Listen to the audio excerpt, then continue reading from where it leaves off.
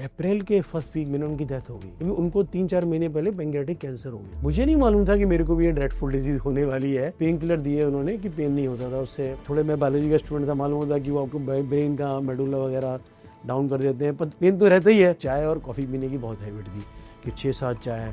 मैंने उससे पहले कहा कि चाय नहीं पीनी, no onion, no garlic, no लाल मिर्ची, नो टमाटो। तो वहाँ मेरे को 3-4 दिन लगा कि भाग जाऊँ यहाँ से, क्योंकि वो बिफोर मील मेडिसिन खानी है, ड्यूरिंग द मील खानी है, उसके बाद खानी है 75%। और मैं यार लाइफ में उस टाइम पे जो है 61 प्लस था, तो मैंने कहा मैं यार जिंदगी सारी जी ली। डॉक्टर साहब थे नेपाल वाले, और दूसरा जो उनका गार्ड था, एक माली था, वो 3 मेल थे और ऑल वुमेन, क्योंकि मैं अपने घर में अकेला पुरुष था। मेरी मदर, मेरी वाइफ, 2 डॉटर्स। वो एक कहावत है हमारे यूपी के अंदर की भी, कि मतलब आदमी की हैबिट इतनी सारी चेंज नहीं होती है। क्या हुआ कि वो ना एक ब्लास्ट हो गया मेरी लाइफ में। मैंने छोला भटूरा 2-3 बार खा लिया।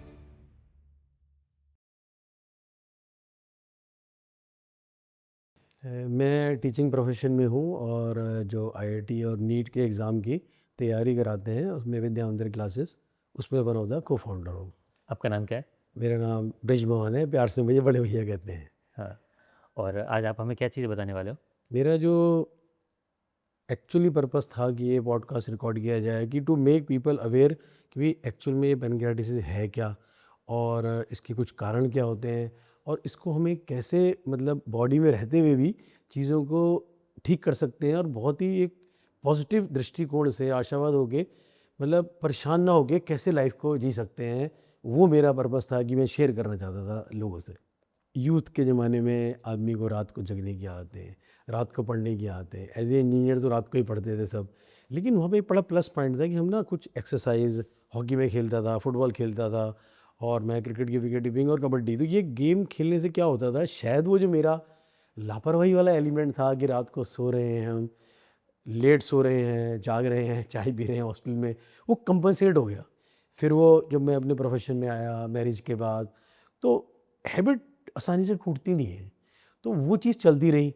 थोड़ी लड़ाई भी हुई मेरी वाइफ से कि यार तुम्हारा क्या स्टाइल है। मेरी वाइफ ऋषिकेश से हैं, संस्कृत की हैं, कि ये 10 बजे सोना चाहिए, 4 बजे उठना चाहिए, वो मेरे से हुआ नहीं। तो उसका क्या हुआ कि मेरे को 90s में ना कुछ तबीयत ख़राब हुई, और जॉन्डिस हुआ मेरे को, और उस टाइम पे कुछ पेन वेन भी हुआ। अब इतना मेडिकल फैसिलिटी इतनी स्ट्रॉन्ग नहीं थी 90s में, 92 की बात है ये, कि मैं कुछ ख्याल रख सकूं। थोड़ा दिखाया सिंपल फिजिशियन को, होम्योपैथी में काफ़ी बिलीव करते थे मेरे फैमिली जो है, तो वहाँ पे दिखाया, ठीक हो गया 1 आध महीने में। जॉन्डिस तो वही परहेज वगैरह से हो जाता है, विटामिन के शायद उन्होंने दिया था। फिर 2000 के आसपास क्या हुआ कि ये लाइफस्टाइल चलता रहा, मेरे को गैस्ट्रिक प्रॉब्लम बहुत ज़्यादा होती थी, ब्लोटिंग और गैस्ट्रिक। फिर गैस्ट्राइटिस किसी ने कहा, वो कुछ एक अल्ट्रासोनोग्राफी होती है, उससे उन्होंने किया, तो फिर उन्होंने कहा आपके अल्सर हो गए हैं। फिर वो कुछ डाइजीन टाइप के सिरप होते हैं वो खाए, फिर ठीक रहा। फिर लगा कि यार एक्सरसाइज करनी चाहिए, एक अवेयरनेस ही आई, यार ये क्या हो रहा है, लाइफ तो इसे ख़राब हो जाएगी। बच्चे छोटे थे उस टाइम पे। फिर मैंने योगा, मेडिटेशन, इस सब का यूज़ किया।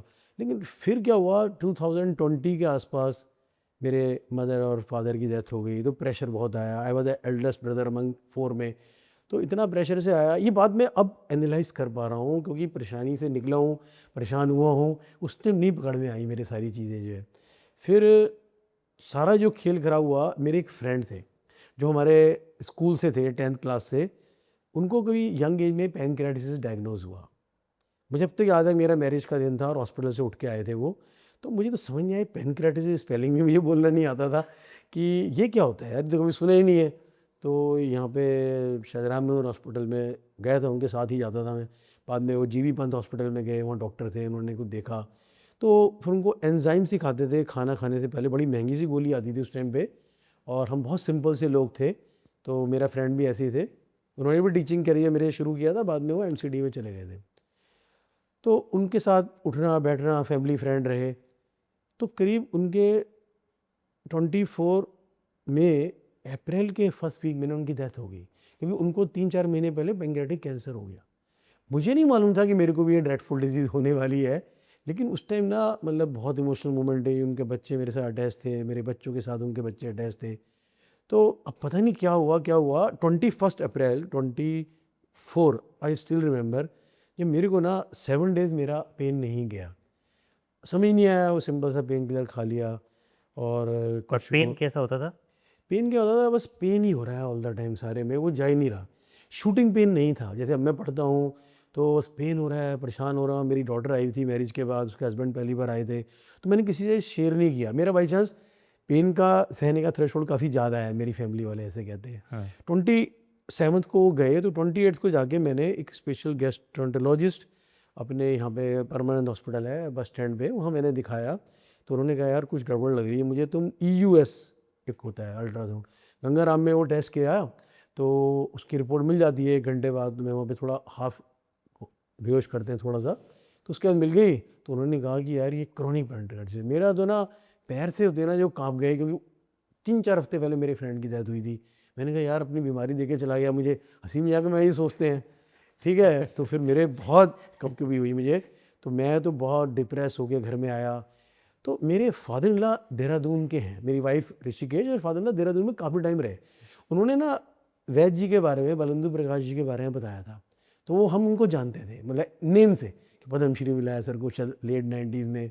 तो मेरे फादर लगे क्या कर रहे हो, ये कोई एंजाइम वगैरह दिए जाते हैं, मुझे तो नाम भी याद नहीं है। मैंने 12-13 मई को शायद वो शुरू किया था कोर्स एंजाइम्स का, और पेन किलर दिए उन्होंने कि पेन नहीं होता था उससे। पेन किलर क्या होता है, अब आप थोड़े, मैं बायोलॉजी का स्टूडेंट था, मालूम होता है कि वो आपको ब्रेन का मेडुला वगैरह डाउन कर देते हैं, पर पेन तो रहता ही है और पेन वो महसूस नहीं होता है। तो मैंने कहा ये तो ठीक नहीं है। तो मेरे फादर इन लॉ से मेरे फ़ोन किया कि वो बताओ आपके जो थे बलिंदु प्रकाश जी वो कहाँ हैं। उन्होंने देहरादून से नंबर निकाल के किया। पहले सर का क्लिनिक शायद पीछे था वैद्य जी का, बाद में फिर वो एक मेन जो रोड है जो उधर देहरादून की तरफ जाती है, वहाँ मैं मैडम से मिलने गया। मैडम ने कहा कि आप ना MRCP करा के आओ। तो फिर मैं MRCP कराया, रिपोर्ट आ गई, और फिर मैं इमीडिएटली बिना डिले करे, जिस दिन मैडम ने टाइम दिया ना, मैं चला गया। हैदराबाद गई थी मैम, तो उस दिन आएंगी, उन्होंने कहा इस दिन मिलो, उस दिन चला गया। फिर वहाँ पे डॉक्टर शिवानी मिली, मैम मिली, उन्होंने बहुत मेरे को अच्छे से समझाया कि एक चीज़ क्या होती है, पैंक्रियास क्या होता है, किस तरह से हुआ। थोड़ी परेशानी भी हुई मेरे को ना, एक जो होती है सब हॉस्टल में या पता नहीं पढ़ने लिखने वालों को होती है, चाय और कॉफ़ी पीने की बहुत हैबिट थी कि 6-7 चाय। मैडम ने उससे पहले कहा कि चाय नहीं पीनी। फिर मैडम का मुझे अब तक याद है, मेरी वाइफ ने क्वेश्चन पूछा कि ये लोग कहते हैं कि एज कम हो जाती है, तो उन्होंने, मैडम ने कहा कि आपको पैंक्रियाटिस है, चिंता डिसीज़ नहीं करना है। तो मैं काफ़ी हंसा, मेरी वाइफ भी हंसी। तो मैडम ने इतनी अच्छी सी काउंसलिंग की ना, मेरे में एक कॉन्फिडेंस आया कि यार पैंक्रियाटिस के साथ आप रह सकते हो, ऐसे कोई नहीं है। फिर मैंने अपने फ्रेंड का एग्जांपल दिया, उन्होंने कहा उन्होंने ध्यान नहीं दिया होगा। मैंने कहा ध्यान का देते थे, वो ड्रिंक वगैरह भी करते थे, नॉन वेज वगैरह। मैं तो थोड़ा प्लेन ही रहा हमेशा, वही थोड़ा शुद्ध शाकाहारी और वैष्णव परिवार है मेरा। तो फिर मैंने कहा हो जाता है ऐसा। स्ट्रेस वगैरह की बात मैडम ने पूछी, 1 घंटे से ज़्यादा टाइम दिया मैम ने मेरे को। फिर उन्होंने कहा आप छोड़ो, ऐसा करते हैं आप रुद्रपुर हॉस्पिटल में जाओ। मैंने तो इमीडिएटली वहीं कुछ पैसे वैसे जो भी उन्होंने कहा थोड़ा बहुत दे जाओ, मेरे पास ज़्यादा थे नहीं उस टाइम। तो मैं फिर 1 जून को वहाँ गया। बड़ी परेशानी हुई 3-4 दिन। तो वो फूड जो होता है ना, मतलब उसमें नो अनियन, नो गार्लिक, मेरे घर में थोड़ा गार्लिक का कल्चर नहीं था, नो लाल मिर्ची, नो टमाटो। मैं यूपी से आता हूँ तो टमाटो वगैरह का बहुत कल्चर है वहाँ पे। तो वहाँ मेरे को 3-4 दिन लगा कि भाग जाऊँ यहाँ से, क्योंकि वो टाइम बिफोर मील मेडिसिन खानी है, ड्यूरिंग द मील खानी है, उसके बाद खानी है 75%। अरे यार, मैंने कहा यार कहाँ फंस गए यार, ठीक है। लेकिन क्या होता है ना कि वो एक श्रद्धा होती है, मेरे फैमिली में श्रद्धा सिखाते हैं, वो जो रिलीजियस फैमिली होती है, ये श्रद्धा है, डॉक्टर पे दे दिया, डॉक्टर भगवान है हमारा। तो वो मेरे को ना केप्ट नहीं गोइंग। तो फिर क्या हुआ, जो मेरे लिए ड्रास्टिक चेंज हुआ ना वहाँ पे, मैं, मेरे से शायद मिस्टेक हुई, मुझे ना डॉर्मेट्री में रहना चाहिए था। डॉर्मेट्री में क्या होते हैं, लोग होते हैं। अब मेरी वाइफ ने मना कर दिया कि मैं आपके साथ नहीं जाऊंगी, ये आपकी प्रॉब्लम है। मेरे को उनको ज़रा पूजा पाठ और ये वो सब चीज़ होती है, रिलीजियस वगैरह होता है। तो मैं अकेले चला गया और मैंने रूम ले लिया सिंगल, वहाँ कोई शेयर करने को ना हो। फिर जो मेरे को 3-4 दिन मैं जाता था लोगों से, थोड़ा शाई किस्म का शुरू में लगा। मेजर चीज़ क्या थी, मेरे लिए जो डिफाइनिंग मोमेंट हुआ, I was the oldest there. और मैंने देखा इतने यंग लोग, मेरे बराबर में एक बच्चा था जो 7 साल का बच्चा था। मैंने कहा 7 साल के बच्चे को पैंक्रियाटिस है यार। और मैं यार लाइफ में 61 के करीब था उस टाइम पे, जो है, हाँ 61 प्लस था। तो मैंने कहा मैं यार ज़िंदगी सारी जी ली, मेरी डॉटर की मैरिज हुई है, सब कुछ मैंने लाइफ में देख लिया है, ठीक है, मैं कैसे परेशान हो सकता हूँ। तो फिर मैंने 1-2 यंग बच्चे मिले जो कि इंजीनियरिंग की तैयारी कर रहे थे। कमाल की चीज़ हुई है, मतलब होता है, मिरेकल होता है वो। और वो भी रूम में थे मेरे साथ बराबर, अब सामने थे रूम में मेरे, और मुझे डॉर्मेट्री में लोग मिले। फिर मैंने कहा यार ऐसे नहीं बनेगा कि आप ना लोगों से मिलना जुलना शुरू करो। फिर मैं 2-3 दिन काफ़ी लोगों से मिलता था, डॉक्टर साहब थे नेपाल से, मैं नाम ध्यान नहीं आ रहा उनका, और मैडम से तो मिल ही जाता था दूसरे तीसरे दिन जो है। उनकी टीम थी ना काफ़ी, मतलब बहुत फ्रेंडली थे। मेरे लिए सबसे बड़ी चीज़ थी ना, it was a women empowerment का केस था वहाँ पे। एक डॉक्टर साहब थे नेपाल वाले, और दूसरा जो उनका गार्ड था, एक माली था, वो 3 मेल थे और ऑल वुमेन। मैंने कहा यार ये सही है, क्योंकि मैं अपने घर में अकेला पुरुष था, मेरी मदर, मेरी वाइफ, 2 डॉटर्स। मैंने कहा दिस इज़ द थिंग जो है। तो फिर मेरे अंदर एक कॉन्फिडेंस आना शुरू किया। मैं लोगों से जब इंटरेक्ट किया, मुझे लगा मेरी परेशानी कुछ नहीं है यार, लाइफ जी चुके हो यार आप। बच्चे हैं 7 साल का, 12 साल, 15 साल, ट्विन सिस्टर से मिला, उनके फादर से मिला, मेरे सामने रो पड़े वो, लखनऊ से आए हुए थे। और मैंने फिर उनकी बच्चियों को समझाया। मेरी तो डॉटर 17 साल ही, और एक शायद हाँ 17.5 साल के आसपास होंगी, दोनों का पेनक्रियाटिस। फिर मैंने समझाया कुछ जेनेटिक का भी होता है केस जो है। स्टडी करने का तो बहुत शौक होता है, पढ़ने वढ़ने का था उसमें जो है, इंटरनेट दे रखा था मैम ने, मैंने स्टडी करनी शुरू करी कि पेनक्रियाटिस है क्या। तो फिर जो वहाँ पे मैं एक्लेमेटाइज हुआ ना, उससे मेरे को बड़ा टाइम था। और मैं तो ना वहाँ काउंसलर बन गया कि यार नए पेशेंट आ रहे हैं और मिल लेते हैं। मैं टीचिंग में था तो वहाँ प्यार से मुझे मास्टर जी कहते थे लोग। वहाँ पे सिंपल टाइप के लोग थे ना, हर तरह के लोग थे, सिंपल थे। मेरे शायद मेरी एजुकेशन की शायद टेक्निकल कुछ था नहीं वहाँ पे, बच्चे थे जो कर रहा था, वो गाइड करनी शुरू करी। अरे मैंने कहा यार तुम टेंशन ले रहे हो, यहाँ लाइफ की पड़ी हुई है, तुम यार आईआईटी में होगा नहीं होगा। एक बच्चा बोला अंकल मेरा नीट में होगा नहीं होगा। अरे मैंने कहा डॉक्टर बनने जा रहा है बेटा, अपने इलाज तो कर। एक मैं डॉक्टर से मिला, हैदराबाद का लड़का, he was in to final year, उसको पेनक्रियाटिस। तो मैंने कहा तू क्या इलाज करेगा लोगों का यार। तो उससे मेरी बड़ी फ्रेंडशिप हुई। साउथ इंडियन बच्चा था, थोड़ा इंग्लिश बोलना पड़ता था, मुझे फाइट होती थी। मैं हिंदी मीडियम से पढ़ के आया हूँ, आपको विश्वास नहीं होगा, हिंदी मीडियम से पढ़ के मैंने मतलब मेरिट से तो वो आईआईटी का एग्ज़ाम क्रैक किया। तो फिर मुझे लगा यार आपको ना, मैंने अपने यहाँ सोचा, मैं सबसे पहले उठता था 5 बजे, उठ जाता था, घूमता था चक्कर। मैडम ने कहा ज़्यादा नहीं चलना है, एक आधा चक्कर में फालतू लगा देता था, बाद में डांट भी खाता था, कोई ना कोई देख लेता था मुझे। तो फिर मैंने जो काउंसलिंग शुरू करी लोगों से, क्योंकि मेरा प्रोफेशन में काउंसलिंग का काम काफ़ी था, मैं टीचिंग कम काउंसलिंग करता था, कि मेरे को लगा यार कि हमारी लाइफ चलेगी, इन बच्चों को लाइफ देते हैं। मेरे को ना इतनी एनर्जी आनी शुरू हुई। फिर तो मैंने अपना लाइफ स्टाइल वहाँ चेंज किया, मैंने मेडिटेशन वगैरह शुरू की, म्यूज़िक वगैरह है था मेरे पास जो मेरा डिस्टर्ब था उससे पहले, और खाने में टेस्ट आना शुरू हो गया। फिर मेरे को एक चीज़ समझ आती थी, मेरी माँ के टेस्ट खाने में नहीं होता, आपकी ज़बान में होता है। आपके टेस्ट बड होते हैं। बायोलॉजी का स्टूडेंट था जैसे मैं, बाई चांस इंजीनियर बन गया, डेस्टिनी का कुछ पता नहीं होता है। तो फिर मैंने कहा उस खाने में टेस्ट आना शुरू हो गया। तो फिर मेरी लाइफ जो है ना बदलती चली गई। मैं फ़ोन पे सिर्फ एक बार अपनी वाइफ से बात करता था, एक बार अपनी डॉटर से करता था, और एक मेरे जो कंपनी के जो मैनेजर थे, एकेड के मैनेजर, उनसे सिर्फ एक बार कॉल होती थी मेरी कि यार मैं कुछ हेल्प कर सकूँ तो ये है। तो मैं कुछ बुक्स ले गया था, ऑर्गेनिक केमिस्ट्री केमिस्ट्री का सब्जेक्ट है मेरा, वो पढ़ता था। मैंने वो एक योगा की किताब पढ़ी मुंगेर के स्वामी सरस्वती जी की, वो मैंने पढ़ी। तो मैंने कहा यार ये टाइम है, इसको क्रिएटिव बनाओ, बहुत हो गया यार ये लाइफ की जिद्दाजहद जो है, तो आप थोड़ा अपनी लाइफ को देखो।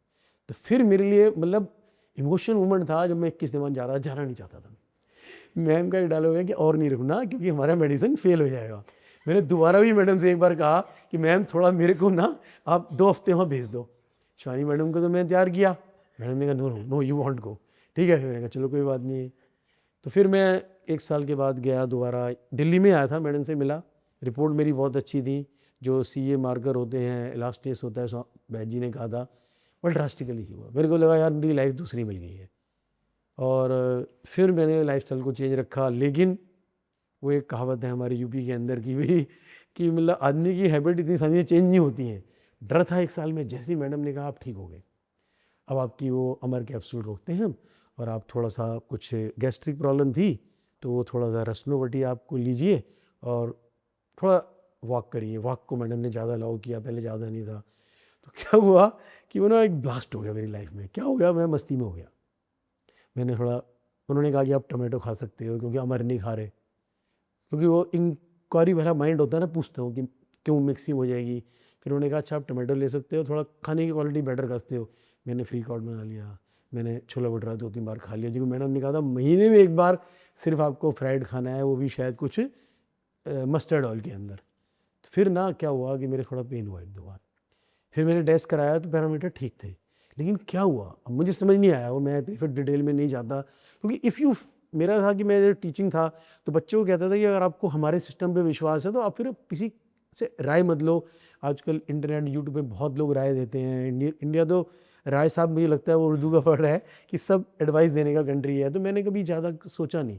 मैम को मेरी शक्ल से लगा, मैं सैल्यूट करता हूँ मैम को, कि उन्होंने कहा आपके लीवर में परेशानी होगी। मैंने कहा है मैडम, कभी प्रॉब्लम नहीं हुई, फैटी लीवर भी नहीं आया। फिर उन्होंने कहा वो कराओ, एक लीवर का टेस्ट होता है फिब्रोसिस का। तो मेरा ना F3 ग्रेड आ गया। वो फिर मैं कहा, फिर मैडम से मिला मैं, ठीक है ना, क्योंकि मेरी फैमिली उस साइड रहती, तो मैं देहरादून ज़्यादा प्रेफर करता था कि अपने फादर इन लॉ वगैरह को मिलाऊंगा। फिर मैडम ने कहा देखो लापरवाही कर दी आपने, कर ली, पढ़े लिखे लोगों को लेक्चर देते हो, अपने पॉडकास्ट भी रिकॉर्ड करता हूँ अपने। फिर मेरे को लगा यार फिर तुम गड़बड़ कर गए यार। फिर मेरे को याद है कि मैं दूसरों को सिखाना कितना आसान काम होता है, खुद फॉलो करना मुश्किल होता है। फिर मैंने सारा रिकॉल किया कि मैंने 1 साल कैसे चेंज किया था। फिर मैंने अपने आप को जाके काफ़ी चेंज किया। और मैडम से जब मिला हूँ कि यू आर लुकिंग गुड, लगते नहीं हो शक्ल से पैनक्रेटिस के पेशेंट हो। फिर मैंने लाइफस्टाइल चेंज करा, फूड बिल्कुल मैंने अच्छा कर दिया, और योगा वगैरह मैडम की परमिशन से करता हूँ, क्योंकि उन्होंने कहा था ज़्यादा फिजिकल काम नहीं करना होता है। तो अब मैं काफ़ी ठीक हूँ। मेरा बहुत मन था अपनी बातें शेयर करूँ, बीच में एक बार और मैंने सोचा था आऊँगा, फिर मेरी थोड़ा खांसी जुकाम हो गया, मैं नहीं आ पाया। तो मैं बड़ा एक्साइटेड था। मैम से मैंने भी कहा था मुझे कभी दे दो, कुछ पेशेंट दे दो, मैं काउंसलिंग करने को भी तैयार हूँ, कुछ एक्सपीरियंस शेयर करूँ। और मेरा, अगर मैं शीशे में शक्ल में देखूँ तो मुझे लगता नहीं आई एम ओल्ड। क्योंकि मैं क्या होता हूँ, मैं यंग बच्चों में रहता हूँ। हाँ, वही 9, 10, 11, 12 जो है, तो सब मुझे भैया कहते हैं। हाँ, तो मेरे को लगता ही नहीं कि आई एम एजिंग। शायद मेरे लिए ये अच्छी बात हुई कि मैंने बस शुरू में पीरियड ख़राब हुआ था, मेरे फ्रेंड की डेथ हुई, और उसके बाद फिर मैंने कहा यार कि you can live with this deadly disease. ऐसे तो हर डिजीज़ ही डेडली होती है, हम पोल्यूशन भरी जगह दिल्ली में रहते हैं। तो फिर मुझे लगा यार ये सब कुछ अपने आप के अंदर है। अपने अंदर से आप एक पॉजिटिविटी लाओगे और एक सकारात्मक सोच से जियोगे, तो फिर कुछ भी आपके लिए असंभव है नहीं।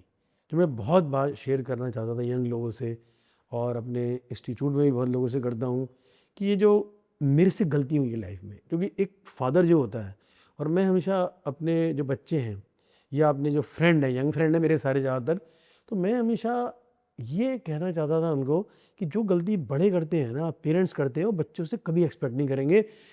हम कई बार बहुत हार्श लग सकते हैं, आपको गुस्सा लग सकते हैं, और आजकल जेंजी जो है कि यार it's our own life, give us our own space. मैं इस चीज़ें बहुत ज़्यादा बिलीव नहीं करता हूँ, क्योंकि हमारी जॉइंट फैमिली थी, सारे भाई इकट्ठे ग्रो किए, और सारे भाई आईआईटी में गए, बहुत रेयर सा केस होता है।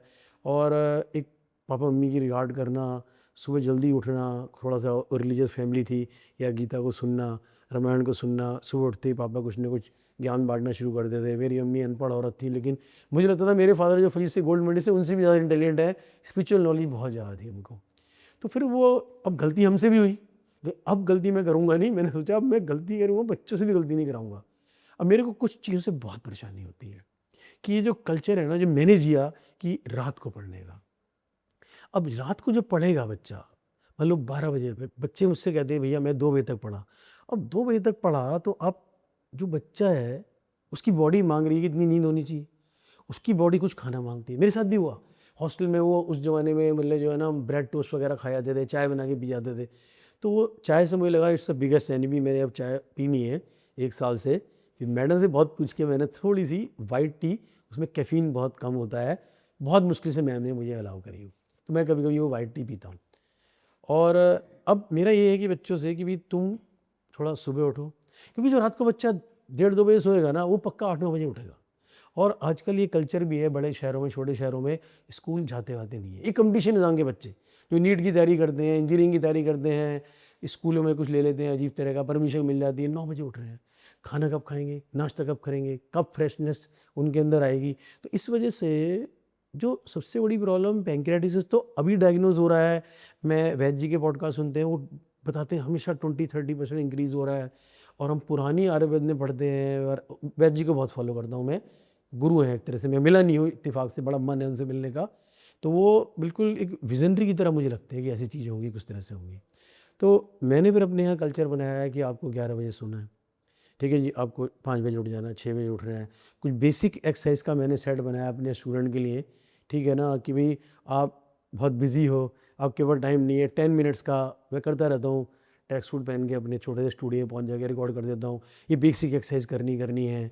स्टूडेंट में आते हैं, पूछा तूने किया नहीं किया, ठीक है, हमने योगा की क्लास भी लगवा देते हैं कुछ प्रोफेशन में, बच्चे लेकिन आते नहीं थे उसमें। तो उनको मैंने कहा कि डिसिप्लिन क्रिएट करना पड़ेगा। डिसिप्लिन माइंड जो होता है वो बहुत ज़्यादा मतलब क्या होता है, उसकी मेमोरी बहुत ज़्यादा होती है। और ये रात का पढ़ने वाला क्या है, मुझे ये समझ है कि रात में सन्नाटा होता है, तो सन्नाटे में क्या होता है, डिस्टर्बेंस नहीं होती। इससे मुझे पता लगा इसका मतलब हमारा माइंड दिन में फोकस ही नहीं कर पाता। फिर मैंने बहुत ज़्यादा एनालिसिस किया इसके ऊपर। मेरी डॉटर बाई चांस साइकोलॉजिस्ट है। मैंने कहा ये बताओ ये होता क्या, माइंड क्यों काम नहीं करता। मैं बहुत ज़्यादा फ़ोन को इस्तेमाल नहीं करता हूँ, और मैं मूवी शूवी देखने का शौक़ नहीं। म्यूज़िक क्लासिकल वगैरह में सीखता भी था, तबला बजाता था, तो वो मेरे घर में बहुत कल्चर है, इंस्ट्रूमेंटल म्यूज़िक क्लासिकल वगैरह।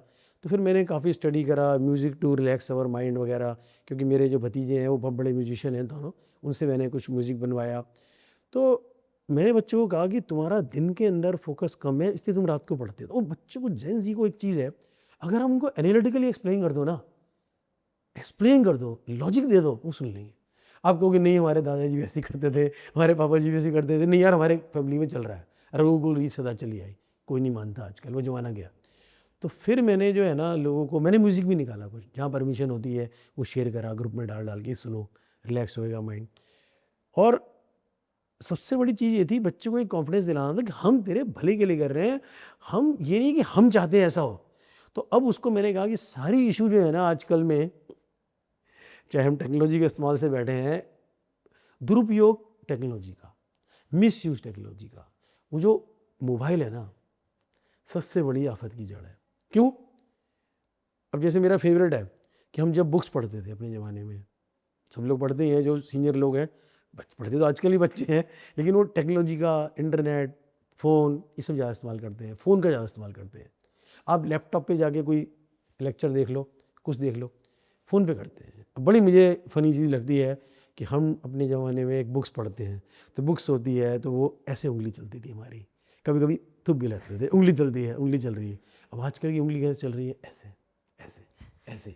तो क्या हो रहा है, मैं लोगों को आया यार कि ये ना नॉलेज ऊपर जा रही है, ऊपर जा रही है, ऊपर जा रही है, और ये नॉलेज कहाँ आ रही है, अंदर आ रही है। बच्चे हंसते हैं मेरी बात पे। फिर मैंने कहा सोचो यार, सोचो तुम कर क्या रहे हो। फिर लोगों को कॉन्फिडेंस जमाया, मेरा कॉन्फिडेंस ही बना। फिर हमने वो एक सीरीज़ बनाई कि भाई कुछ साइकोलॉजिस्ट से मिला, ठीक है ना, कि भाई ये ब्रेन को कैसे करते हैं, ये ड्रूलिंग चल रही है फ़ोन की, अच्छा काम की चीज़ें बता दो। हमने कहा कि बच्चों को कोई इंटरेस्टिंग वीडियोज़ बनाते हैं, मतलब कि यार कुछ ज्ञान वाली चीज़ें होनी चाहिए, ठीक है ना। राइट टू शिक्षा के अंदर कोई वीडियो बनाई हमने, बहुत यंग लोगों से लिया, आइडिया लिया कि भैया मेडिकल के लिए कि भैया ये बेसिक नॉलेज होनी चाहिए। ये पहले जो वो एक अहमदाबाद में प्लेन क्रैश हुआ, कि क्यों क्रैश होता है, क्या होता है, हमने डेली लाइफ पे जो साइंस की चीज़ें होती हैं, फैमिली में चीज़ें होती हैं, ब्लड निकल जाता है, क्लॉट क्यों होता है, ऐसी वीडियो बनाई। पंखा कैसे चलता है, कि ऐसी वीडियो बनाई कि सिंपल लैंग्वेज में, कि हमारे घर का रसोईया भी इसमें दिख रहा है कि पता लग गया प्लेन कैसे गिरा। तो अब बड़ी उसमें क्या मज़ेदार हुआ, अब रील होती है वो एक मिनट की होती है, कभी 1.5 मिनट की बना देते हैं। अब बच्चा जाता तो हमारी वीडियो पे है, लेकिन बाहर आता है किसी और मूवी की वीडियो से, क्योंकि वो तो वहाँ पे दिखना शुरू करता है ना। फिर मैंने कहा ये तो बहुत गलत बात है। फिर हमने पोस्टर बनाने शुरू किए, पोस्टर शेयर किए, हर जगह लगाए। तो फिर उससे हमने एक बड़ा इंटरेस्टिंग सी चीज़ करी, पता नहीं आपको कैसा लगेगा, कि मॉम, इंग्लिश में बच्चे मॉम बोलते हैं ना, मदर बोलते हैं। तो अभी भी हमारी इंडियन कम्युनिटी का माँ बच्चे की बहुत चिंता करती है।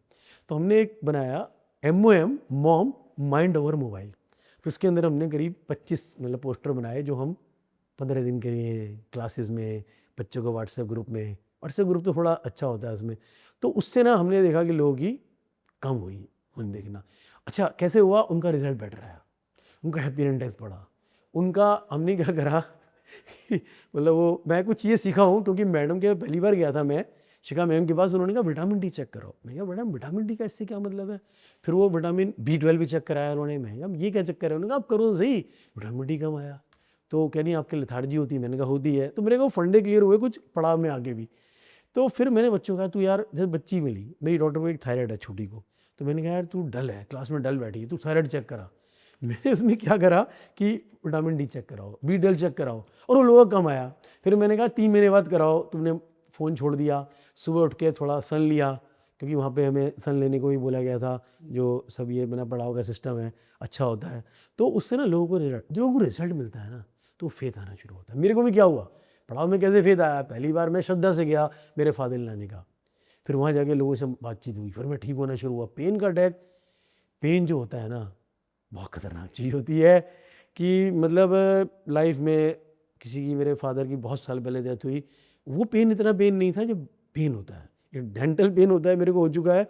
और ये पैनक्रेटिस का पेन तो ईश्वर कभी किसी को ना दे, बहुत भयंकर होता है। लोग कहते हैं कि इसमें ना, लोग जो मैंने स्टडी करा, लोगों से बात करी, ड्रग ड्रुग लेना शुरू कर देते हैं, इतना इंटेंस पेन होता है। मेरे को इतना नहीं हुआ ईश्वरी की कृपा से।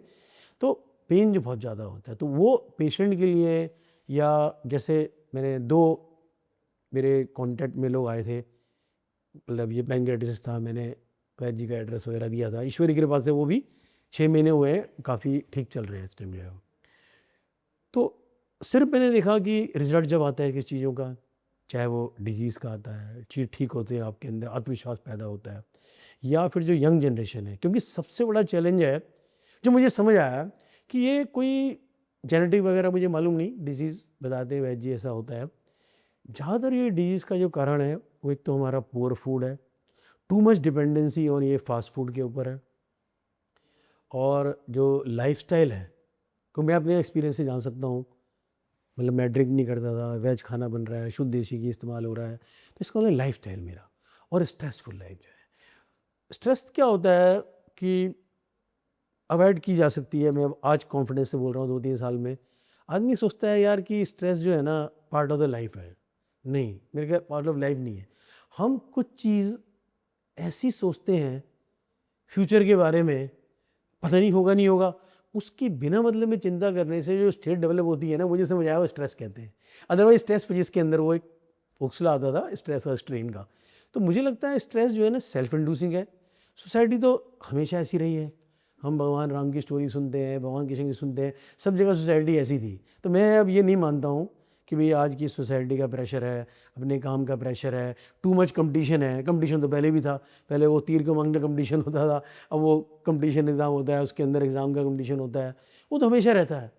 और मैंने देखा, एक और मैं एक्सपीरियंस शेयर करना चाहता हूँ, कि जो स्टूडेंट में रह गया होता है कि वो जो टॉप बच्चे होते हैं वो कम स्ट्रेस लेते हैं, जो मीडियोकर बच्चे होते हैं वो स्ट्रेस ज़्यादा लेते हैं, क्योंकि वो कंपेयर करते हैं दूसरों से। तो एक मैंने देखा, the moment you start comparing your self with others, किसी फील्ड में, चाहे बिजनेस है या मेडिसिन है, या वो मतलब इंजीनियरिंग प्रोफेशन है, या इवन डॉक्टर्स का प्रोफेशन है, वो आपका जो कंपैरिजन करोगे स्ट्रेस होगी, और फ्यूचर का जो स्ट्रेस होगी। तो अब मुझे जो सारा मेरा, मैं चाहता हूँ मेरी लाइफ इसमें जाए, जब तक ईश्वर की लाइफ दी है, और थैंक्स टू पढ़ाव, पर बार बार मैं पढ़ाव का नाम लेने को मना किया गया था, मैं इसलिए लेता हूँ कि माई लाइफ टू दिस जो है। शायद मैं डिप्रेस हो जाता है मेरी फ्रेंड की डेथ की वजह से, कि यंग बच्चों को नहीं होना चाहिए, और यंग बच्चों का जो कारण है ना वो लाइफस्टाइल है। तो मैं तो हमेशा चाहता हूँ कुछ कर सकूँ, और सबको कि यार आपको ना, बच्चों मेरे, कि ये अपनी लाइफ को इम्पोर्टेंस देनी है। करियर बाद में आता है, लाइफ पहले आती है। अगर आप डिजीज़ में हो गए ना, आप तैयारी कर पाओगे, और तबीयत खराब है, मैं कह रहा हूँ गैस्ट्रिक, अच्छा देखो, जहाँ तक मेरे को बायोलॉजी का स्टूडेंट हूँ, एंडोक्राइन सिस्टम पे असर पड़ता है जैसे ही आपका एग्ज़ाम का स्ट्रेस आता है। एग्ज़ाम में मैंने बच्चे देखा, कुछ बच्चों को ना एग्ज़ाम ब्लूज़ हो जाते हैं, एग्ज़ाम से पहले वो क्या होता है, एड्रेनलिन रश हो जाता है, एग्ज़ाम ख़राब हो जाता है, बोर्ड के एग्ज़ाम से डरे जाते हैं। तो मुझे लगता है उनका ना स्टमक पे असर करता है, जो मैंने अपने 40 साल के करियर में देखा है। तो वो जो इंटेंस ज़्यादा होता होगा, शायद, पता नहीं, मैं कभी स्टडी करूँगा, वो रीज़न होता होगा कि ये पैनक्रेटिस में धीरे धीरे वो कन्वर्ट होता होगा। तो हमें अपनी यंग जनरेशन को बचाना है। ठीक है, स्टार्टअप बनाओ, पढ़ाई करो, इंजीनियर बनो, डॉक्टर बनो, कॉमर्स बनो, सीए करो, लेकिन हेल्थ की कॉस्ट पे नहीं होना चाहिए। अगर हेल्थ गई तो मुझे लगता है सब है, पुराने जमाने में होता था ना, हेल्थ इज़ द वेल्थ, वो अब ख़त्म हो चुका है, अब वेल्थ इज़ वेल्थ। तो इसलिए ये हमें सबको मिलके, ऐसे पेरेंट्स को मैं रिक्वेस्ट करूँगा, मत प्रेशर डालिए बच्चे के ऊपर, उसका हैप्पी इंडेक्स भी देखिए। और मैं आपको बता रहा हूँ, 40 ईयर टीचिंग के हो गए, उससे पहले मैं पढ़ाई में अच्छा बच्चा था, कि आपका हैप्पी इंडेक्स आपके एफर्ट से आता है, हमेशा नंबर से नहीं आता। क्यों? आपके कितने भी नंबर आ जाएं, कुछ लोग हमेशा आपसे ऊपर रहेंगे रहेंगे। आप दिल्ली में नंबर आ जाएंगे तो वहाँ उत्तराखंड में ज़्यादा आ गया बच्चा, साउथ इंडिया में आएगा। तो हैप्पी इंडेक्स होता है जो आप बहुत अच्छे से दिल से पढ़ाई करते हो, शिद्दत से करते हो, उर्दू में वर्ड है, और आप दिल से करते हो, तो आपका माइंड बहुत शार्प होता है, आपका हैप्पी इंडेक्स बढ़ता है, उससे प्लेजर मिलता है, ना कि आपको हमेशा हाई नंबर से और हाई पैसे से मिलता है। ये मैं बहुत एक्सपीरियंस से बोल रहा हूँ अपने जो। तो पेरेंट्स से मेरी हाथ जोड़ के रिक्वेस्ट है कि आप कंपैरिजन मत करिए अपने रिश्तेदारों के बच्चों से। दूसरा, और उनको अपने बॉसेस के बच्चों से मत करिए, जो करते हैं हमारे पास लोग आते हैं। और जो चीज़ आप लाइफ में नहीं कर पाए वो आप बच्चों से एक्सपेक्ट मत करिए, वो आपके सपने पूरा करेंगे। हर बच्चा जब जन्म लेता है तो अपने सपने अपने साथ कुछ लेके आता है, उसको पूरा करना होता है उसको। तो उसमें इस सब चीज़ों में बच्चा आता है तनाव में। छोटा बच्चा तनाव को एक्सप्रेस नहीं करता है, उसका लोग कहते हैं ड्रिंक जो करते हैं तनाव कम हो जाता है। छोटा बच्चा अपने दोस्तों में जाके तनाव को कम करता है, लेकिन लौट के तो घर ही आना होता है। फिर पापा से डरता है, मम्मी से डरता है। हमारे टाइम में तो क्या होता था, जरा सी परेशानी हुई, पापा जी ये बता दो, मम्मी जी ये बता दो, दादाजी ये बता दो, नाना जी को मिलते थे जाके जब छुट्टियां होती थी, मामा जी मेरे इंजीनियर थे उनको मिलते थे। अभी दोस्तों से पूछते हैं, सब कमाल है, सारे दोस्त परेशान है, उनसे राय ले रहे हैं। ऐसे लग रहा है एक भिखारी दूसरे भिखारी से भीख मांग रहा है। अरे यार क्या कर रहे हो, पेरेंट्स से मिलो, सिंसियर लोगों से मिलो, वो बताएंगे आपको कि भाई क्या होता है, कि भाई लाइफ को कैसे जिया जाता है। तो उससे फिर क्या और होगा नहीं, नहीं, बच्चे का। सर, हाँ जी बेटा। एक ना मेरे को एक लास्ट मिनट में हम खत्म हाँ करेंगे। हाँ हाँ तो लास्ट में आप बेसिकली जो लोग पैंक्रेटिस से जूझ रहे हैं, हाँ ठीक है, उनको एक संदेश पे खत्म करना चाहते हो आप, ऐसे शुरू हाँ, करें। उससे खत्म एक करूंगा खत्म मैं। करने से पहले, हाँ, हाँ, बस मैं कह रहा हूँ कि पैंक्रियाटिस होना, हाँ, हाँ, मेरा यंग यस, यस, बच्चों को हाँ, हाँ, हाँ, ना समझ बेटा, गया, तो हाँ, ये नहीं होगा। हाँ, बस मैं इसको समझ गया बिल्कुल, मैं हाँ, लास्ट बिल्कुल खत्म कर रहा हूँ। ठीक, मैंने तो कहा था मुझे घंटे बोल लूँगा, 2 घंटे, तुम इसको एडिट कर लेना हाँ, जैसे मर्जी, तुम हाँ, एक्सपर्ट हो। हाँ, हाँ, ठीक है, ऐसे ही हाँ, करता हूँ मैं, अपने यहाँ हाँ, बनाता हूँ तो मैं बोलते जाता हूँ, वो एडिट हाँ, करते रहते हैं, चेक हाँ, कराते रहते हैं, बस मैं इसे फिनिश कर दूंगा ये। हाँ, तो अब सिर्फ हमारे एज ए पेरेंट्स, क्योंकि इंडियन पेरेंट हम बच्चों को बहुत प्रेम करते हैं, तो हमें उनका ख्याल रखना चाहिए। ठीक है, उनसे बैठ के बातचीत होना चाहिए, आप लाइफ में क्या चाहते हो। बहुत सारी फील्ड्स हैं जिसमें आपका करियर बन सकता है आजकल जो है। हम्म, आजकल एआई का ज़माना आ रहा है, एआई के छोटे छोटे कोर्स करे जाएँ। ठीक है, उसमें चीज़ें कर सकते हैं आप, इसका लैंग्वेज ही पढ़ सकते हो, हिस्ट्री पढ़ सकते हो, उसके अंदर थोड़ी टेक्नोलॉजी का इस्तेमाल कर लो, तो आप कहाँ से कहाँ जा सकते हो। तो पहली चीज़ तो हमें ये रखनी है। दूसरी, जो पैनक्रेटिस के पेशेंट हो जाते हैं, उनके अंदर क्या होता है ना, उनको ना, जो बहुत इंपॉर्टेंट मेरी सजेशन है, जो मैंने फॉलो किया है, कि आपको ना टू मैनी एडवाइजेज जो है ना विल किल यू। जैसे एक कहावत होती है इंग्लिश में, too many cooks spoil the dish. तो आपको एक आ गए हो, एक डॉक्टर सेलेक्ट कर लिया है, आपने चूज़ कर लिया है कि हमें आयुर्वेदिक ट्रीटमेंट कर रहे हैं, पड़ाव में कर रहे हैं, या और भी आप कुछ करना चाहते हैं, आपको नहीं विश्वास है, उसी को स्टिक करना चाहिए। क्योंकि आप कभी एलोपैथी में जाओगे, होम्योपैथी में जाओगे, इतनी पैथी है इंडिया के अंदर, नेचुरोपैथी में जाओगे, ठीक है ना, मिक्सिंग हो जाएगा सब। ठीक है ना, तो उससे क्या होगा कि आपका जो बॉडी है ना वो कन्फ्यूज़ हो जाएगी, आपका माइंड कन्फ्यूज़ हो जाएगा। तो पहली एडवाइस ये है, जो पैंक्रियाटिस के पेशेंट हैं, चल रहे हैं, इलाज कर रहे हैं, और जो उनका इलाज रुक चुका है, अब आगे चलाना है। ये नहीं हो सकता कि ये है कि आप सोचोगे कि 2 महीने बाद ये अटैक दोबारा नहीं होगा। ऐसे ऐसे केस स्टडी करते हैं, पॉडकास्ट देखते रहने चाहिए आपको, जो पड़ाव की तरफ से आते हैं, पुराने पेशेंट के भी आते होंगे, तो वो नहीं करना है।